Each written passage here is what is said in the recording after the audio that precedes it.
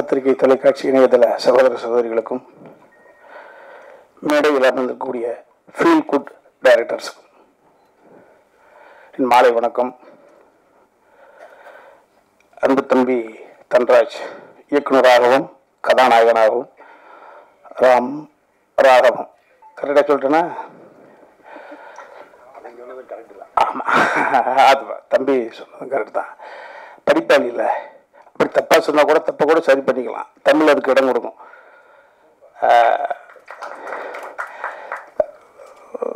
தம்பி சமுத்திரக்கனி அந்த தேர்ந்தெடுத்த பொழுது பார்த்தேன். ரைட்டர் அப்படின்ற ஒரு படத்தின் மூலமாக ஒரு இயக்குனர், வெள்ளை யானை, சங்கத்தமிழன், இதெல்லாம் பாருங்கள் எந்த அளவுக்கு கலெக்ட் ஆச்சுன்னு தெரியாது. நம்மளுக்கு ஒரு 80 வயசு ஆகும், ஒரு கைத்துக்காட்டில் மல்லாக்கப்படுத்திட்டு அதெல்லாம் கலந்து போய் பார்ப்பறப்பான்னு யோசிக்கிற பொழுது நம்ம என்னடா சாதிச்சோம், எத்தனை கோடி பணம் இருக்குது, அதில் என்ன சாதித்தோம், அந்த சாதனைக்கு உறுதுணையாக இருந்தவர்கள் தம்பி சமுத்திரக்கனி. அவருக்கு நிச்சயம் 80 ஒரு 90 நல்ல கண்ணையா வாழுகிற காலம் மாதிரி வாழ்வார். அப்படி வாழுகிற பொழுது சுயநிலைவோடு 100 வயதில் மல்லாந்து படுத்துக்கிட்டு யோசிக்கிற பொழுது நான் இந்த தமிழ் பூமிக்கு என்ன சாதித்தேன், அடுத்த தலைமுறைக்கு என்ன கொடுத்தேன் என்று யோசிக்கிற பொழுது எவ்வளவு கொடுத்திருக்கேன்னு யோசிக்கலாம். ஸோ தம்பி பார்க்கிற பொழுது ராஜமௌலியும் அழைக்கிறார், ராஜமௌலியுடைய மகனும் அழைக்கிறார், தென்னிந்தியாவுடைய ஆற்றலின் ஒட்டுமொத்த உருவம் தம்பி தள்ளுசும் தொடர்ச்சியாக அழைக்கிறார். எப்படி ஒரு மனிதனால் இப்படி ஒரு எல்லோரும் கைகுலுக்கி செல்ல முடிகிறது? அப்போ அதற்கு பின்னணியில அந்த மனசு இருக்குல்ல, அது எப்படி ஏறும் இறங்கும் ஏறும் இறங்கும், பெரிய சாதாரண விஷயம் கிடையாது. அந்த தம்பி கனியை நான் தம்பியாக பெற்றதில் எனக்கு ஒரு பெரிய மகிழ்ச்சி. நான் அந்த எனக்கும் தம்பிக்கும் இணைப்பு பாடமாக இருந்தது அன்பு பிள்ளை தம்பி சாட்டை அன்பழகன் தான். நான் ஃபைட் மாஸ்டர் சொன்னாங்களே, ஃபைட் மாஸ்டர் எடுத்துக்கிட்டு இருந்த கதை தந்தை மகள் என்ற உறவு. இது தந்தை மகன் என்ற உறவு. நான் பங்கு பெற்ற இந்த மாணிக்கத்தையும் சாட்டை வச்சு பார்க்கிற பொழுது, சாட்டை என்ன இன்னும் கொஞ்சம் இந்த கதாபாத்திரம் இல்லைன்னா இந்த கொலை செஞ்சுட்டு ஜெயிலுக்கு போயிருப்பான். இந்த கொலை செய்யக்கூடிய உணர்வை தடுத்து அவளுக்குள்ள இருக்கக்கூடிய மனித நேயத்தை மீட்டெடுத்தது என்பது இந்த சாட்டை. மாணிக்கம் என்ன, நாசர் சார் என்ற ஒரு கதாபாத்திரம் இல்லை என்றால் வாழ்க்கை முழுக்க இளம் பிராயத்திலேயே அவர் திருடராக தொடர்ச்சியாக இருந்து எங்கோ சேதாரமாக இருப்பான். அற்புதமான அந்த உணர்வு இது நிச்சயமாக இந்த மாணிக்கம் படமே பாருங்க, இந்த சாட்டை எடுத்து பாருங்க. நான் அடுத்த தலைமுறைக்கு கண்ணை மூடிட்டு பேரன் பேத்தியோடு உட்காந்து அந்த படத்தை போட்டு காமிக்கலாம்ப்பா. தம்பி சிவா சொன்னதை போல தவறு செய்வது ஒண்ணு பெரிய விஷயம் கிடையாது. தவறு செய்து விட்டு நான் தான் தவறானவன் என்று பெயர் வாங்கிவிட்டேன், தொடர்ச்சியாக தவறு செய்வோம் என்ற உணர்வுக்கு சொந்தக்காரனை இல்ல திரும்பி வா என்று ஒரு படைப்பு சொல்லணும். ஸோ நிச்சயமாக இந்த சாட்டையும் இந்த மாதிரியான படைப்புகள் அடுத்த தலைமுறைக்கு. இப்பொழுது சமீபத்தில் அனன்யாஸ் நானா நானினா ஹிந்தியில தாத்தா பாட்டி அந்த ஒரு இடத்துல போயிருந்தேன். கிட்டத்தட்ட ஒரு phase 1, phase 2, phase 3, phase 6 வரைக்கும் கம்மிட்டா இருக்கு. அங்க இருக்கக்கூடிய அத்தனை பேரும் 60 வயதை தாண்டியவர்கள், ஈன்றெடுத்த பிள்ளைகளுக்கு அற்புதமான வாழ்க்கை அமைச்சு அவர்களெல்லாம் வெளிநாட்டுக்கு அனுப்பி வச்சுட்டு அற்புதமாக இன்பமாக வாழ்ந்து கொண்டிருக்கக்கூடியவங்க. அவர்கள் ஒவ்வொரு ஃபேஸ்லையும் மாணிக்கத்தை பார்த்துட்டோம்.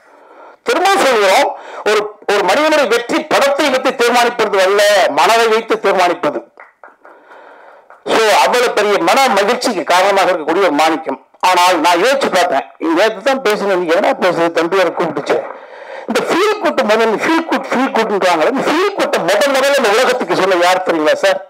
அதை மட்டும் சொல்லிட்டு இருக்கேன். ஃபீல் குட் போனம் தான், ஆனா எழுதினது மனசு இல்லையா? கம்பர் தான் இந்த ஃபீல் குட். இவருக்கெல்லாம் முதல் இயக்குனர் கம்பன் தான், தம்பி சுப்பிரமணிய சொன்னதை போல. என்னன்னா, ராமன் கடவுள், அவனை இரவு மகளாக வணங்கி கொண்டிருப்பவன் வாலி. ஒரு சூழ்நிலையில ராமன் வில்லாட்டியான், வில் தைத்து விட்டது, மரணத்து வாசல், சாக போறேன் தெரியுது. அவன் சாவை பற்றி கவலைப்படவில்லை. நான் அனுதினமும் வழங்கக்கூடிய ராமனால் இந்த வில் எய்தப்பட்டிருக்க கூடாது, என் ராமன் கொலையாடி ஆயிடக்கூடாது என்ற பதட்டத்தோடு அந்த வில்லை எடுத்து பார்க்கிறான். பார்த்தா ராமனுடைய வில் கலங்குறான். ஐயோ, பார்த்தா ராமன் என்று ஆகிறான். ராமா,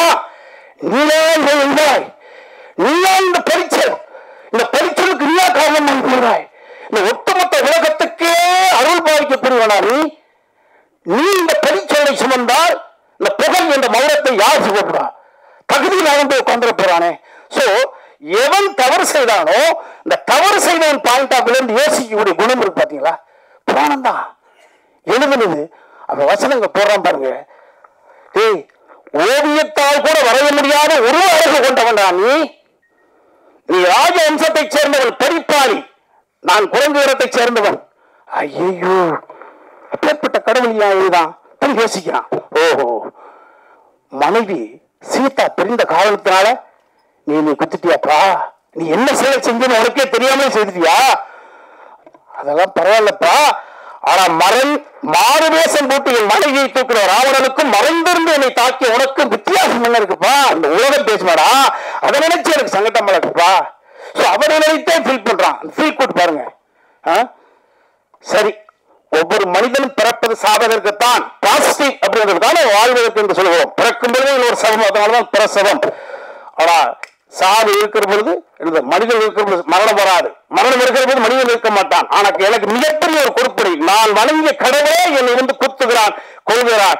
நான் சாவதற்கான காரணம் நீ என்று அறிந்து சாகிறேன். அந்த வகையில் திருப்தி. 2 அப்ளிகேஷன். என் தம்பி சுக்குருவன் கொஞ்சம் போத வசலாம், கொஞ்சம் பேட் ஹேபிட்ஸ். இதே மாதிரி வேத ஏதோ ஒரு நூலில் ஒரு சூழ்நிலையில அதே மாதிரி இதே மாதிரி பணத்தை ஒண்ணு. இன்னொன்று, சுக்ரீவன் தான் ராமன்ட்ட சொல்லி ராம சுக்ரீவனுக்காகத்தான் குத்தி கொண்டுனா அப்படின்னு உன் தம்பிகள் லட்சுமணனோ பரதனோ நாளைக்கு நான் இறந்த பிறகு என் தம்பிக்கு கிண்டல் பண்ணிடக்கூடாதுப்பா, அதை கொஞ்சம் தடுத்துறியா?